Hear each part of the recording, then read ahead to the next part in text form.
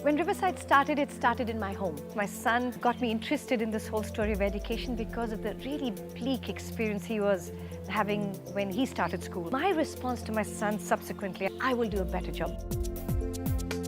My story started not with changing the world. It was really about wondering whether I can make a difference in my child's life. That was it. It was a small story of a mother. It is not a story of an education because I don't come from education. I came from a design background. Design for Change uses the design framework, which is feel, imagine, do and share, to help children believe that they are not helpless, that change is possible and that they can drive it. Multiple elements of the school were designed keeping the child in mind. Elements that the home had that we wanted to use when we created the building, like a bathroom in every class, especially for the younger children, because they have to feel like it's a home. Transparency became a very big story. If you can see, if you sit in Riverside, and if you just watch around, you can see children everywhere. The other design detail we did intentionally was have no place in the building that was cut off for children. So we have no staff room, we have no principal's cabin. It's all, this sitting right here, I could be running a principal's meeting. We believe that the child should have first ownership of the entire space. This space makes me very comfortable and gives me a lot of freedom to be who I am. Design for Change now has a global conference that we do every year. We've had over 20 countries participate, and then countries are starting to bid to take this conference to their countries. Approach is an acronym for a protagonist in every child.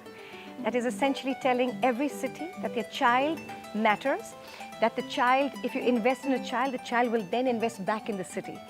So it's an attempt to make every city child-friendly.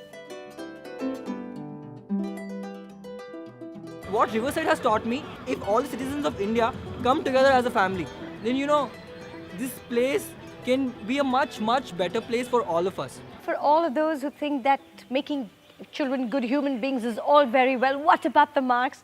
Riverside outperforms the top 10 schools in India in math, science and English. So there. The place has given me the freedom to know myself better.